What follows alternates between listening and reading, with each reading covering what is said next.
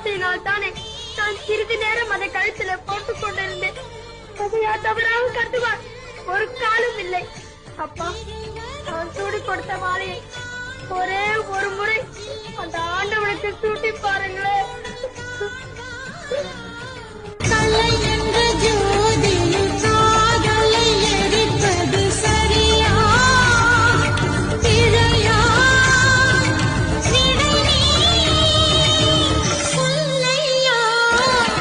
நீ போட்டுக்கொண்ட மாலையை பெருமான் ஏற்றுக்கொண்டார் என்றால் இன்று முதல் நீதானம்மா சூடி கொடுத்த சுடற்கொடி. சூடி தந்த சுடற்கொடியே, சோகத்தை நிறுத்தி விடு.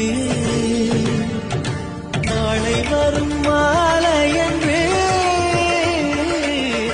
நம்பிக்கை வளர்த்து விடு.